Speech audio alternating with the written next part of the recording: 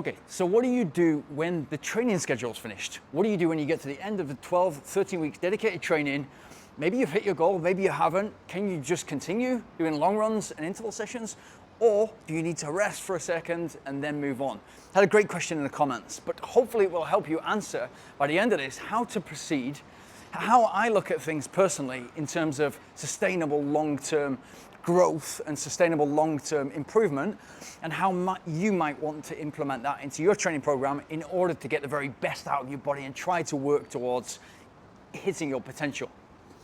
Okay, so it's a long question, but first of all, some background. I'm doing 6 runs at the moment. I did a couple of races in March, 10K and 8K races, and April, the last one being a 6K road race, which I managed to do in 25 minutes and 11 seconds, which is 14 per kilometer.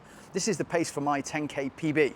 Since then, I've done 8 weeks of specific training for a 5K, progressed all the way to 12 times 400 meters in 87, 89 seconds, did one very specific long run with 15 times 1 minute at 5K effort in it, and most of the other long runs were 90 minutes to 2 hours.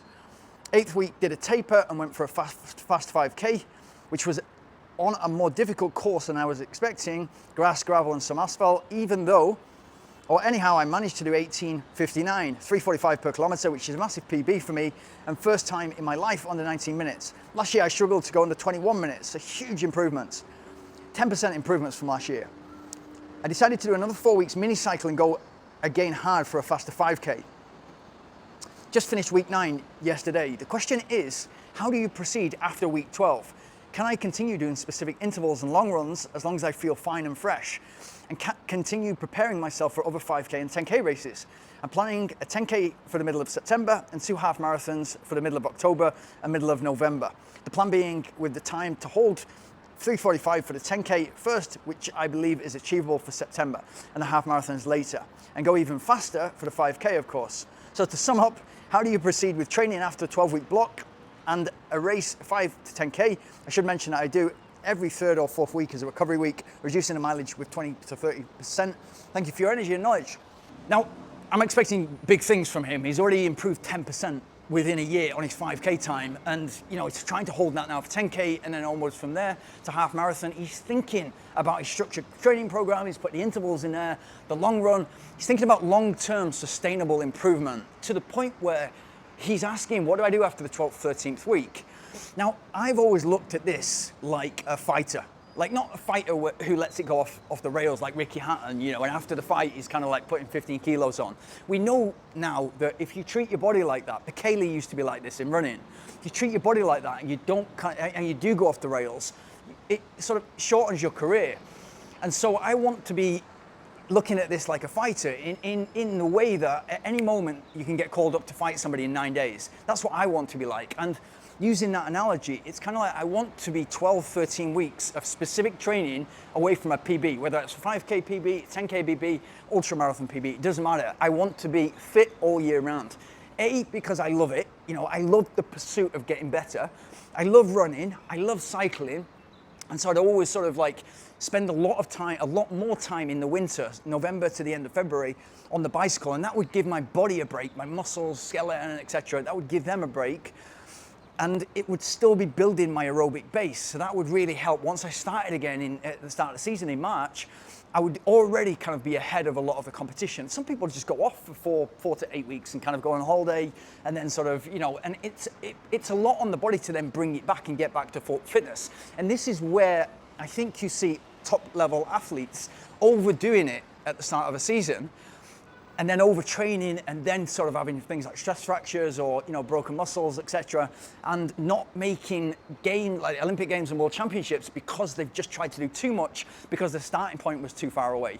So if you look at that from a recreational athlete's point of view, a recreational runner, I'd say that you want to make it fresh and exciting for yourself. So if you're mentally fatigued because you've been following a strict program, I look at some of these programs like advanced marathoning, and there's, one of the programs is 24 weeks. That's 6 months of hard work towards a marathon goal. And yet, if you're at that level and you've got that time available, the plan is good. But 24 weeks to focus on one specific goal, for me, you've got to break it down, and he's doing it himself. He's having races and intermediate goals along the way, and that keeps it fresh and exciting for you, and it keeps you honest as well with your training. You're just ticking away the weeks for a long time, it can get very, very boring. And also it's like, well, what am I doing? And also, it doesn't matter if I miss tomorrow. I'll go out with the lads tonight and I'll miss tomorrow, but I've still got sort of 12 weeks until my race. So it keeps you honest in that way. Another analogy I can give you is during COVID, I was coaching an athlete who was definitely extrinsically motivated. I'm very much intrinsically motivated. I do it because I love it, absolutely love it. I love the hard sessions the most. I love the long runs the second, love being out on the bike, love the recovery runs and easy runs. But I was coaching an athlete he's running 3:03, came to me wanting to run sub 3, ended up smashing it out of the park and running less than 2:30. And really surpassing his expectations. But because he was extrinsically motivated, when he went into COVID, it was kind of like, it was really down because he was training for a marathon that was just about to happen at the start of 2020. Then it was postponed and then cancelled, like most races. And then he was like, well, what do I do? And we had to put goals in place, like little time trials. And one of the big ones for him is the reason his goal for the marathon was so, it just lacked ambition, was he wanted to run sub 3 after running 3:03. I was like, you've basically already done it, forget about it. And when we looked at his training and what he was doing and where he needed to improve, it was all speed work that he was lacking and needed to improve. Once he implemented that, and then we started to look at the numbers, he was aiming quickly below 2:45, then quickly below 2:40, and then 2:30. But for us, we put a session in, which was starting at 10 times 400 meters, then 12 times, then 15 times, then 20. The goal was 20 times 400 meters in a set time, in a set number of seconds per lap with 1 minute rest in between. And that goal gave him something over the course of about 6 weeks to really, really aim towards, and kept him excited, kept him passionate and enthusiastic. And I think if you got that balance right, that you're excited to get up the next day and do the session, even if it's a recovery run or an easy run, because that's going to help this week's interval session and this week's long run, and you still feel as if you're moving forward, then move forward with caution. My advice for people like him at the time was do something like that, like short session. It's not going to take so much out of the body. When it comes to interval session, dial it back. Like you do with the 4th week, dial it back. If you have no goal in mind, and your goal is only mid-September, so you're only kind of 10 weeks away at the end of this month, July, August, September, 10 weeks away. So you're not far away, and that's a bigger distance that you're going to be doing. And then you've got the half marathons to play for. But my goal was, my advice for people that I was coaching at the time was bring it back and bring the long run back as well.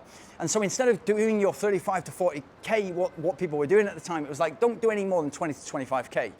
And then the funny thing was, I didn't follow my advice, because I went out at one point and was just like, do you know what, I really fancy a marathon today. It's a hot day, it's 40 degrees, it's south of Thailand in Krabi, but I really fancy it. And I remember putting my bottles 7K away, bringing back another couple of bottles, and I had like two 1.5 litre bottles in both places that were ice cold to begin with. By the time I got to the first bottles, it was like drinking hot tea because it was so hot. And then after, I think it was something like 1, 2, 3, 4, I was okay. And I thought, yeah, 28K, another 14K, I could quite easily do that. So I went again to do the last 2.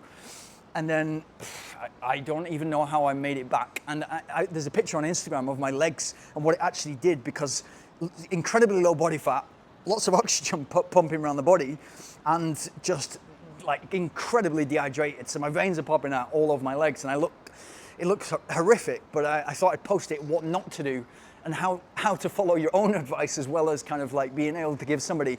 Now that's often the case with coaching and with helping your mates out. You can quite easily look at what they're doing and spot the mistakes and spot where they're doing really well, but it's sometimes difficult to, when you're focused on your own, to step outside and look at the bigger picture. And that's exactly what's needed, whether you're coaching yourself and you're just trying to be more self-aware, you're trying to understand. So you've got to go off feel. And again, it's training. It's kind of like, okay, what was that session? What were the paces I hit? How did I feel? How did I feel during the intervals? When did it start to get hard? What did the recoveries feel like? Did I have enough recovery? Did I need more recovery? So that's really important as well. So yeah, good luck with that. Great question. What do you do after those 12 to 13 weeks? Proceed with caution, and ideally have a couple of weeks and then go again. That will really help you mentally reset and physically reset. But again, they can be like your 4th weeks. You can dial it back, just do a skeleton couple of weeks, and then be really, really good to go again. And essentially, it's like a macro version of the 12-week, 13-week cycles of 4 weeks. So yeah, good luck, great question. And if you're getting anything from these, please like, subscribe, hit the notification button. And if you've got any great questions like that, please hit them in the comments below. And as you can see, I'm absolutely exhausted because after a mega trip, I'm back in Dubai.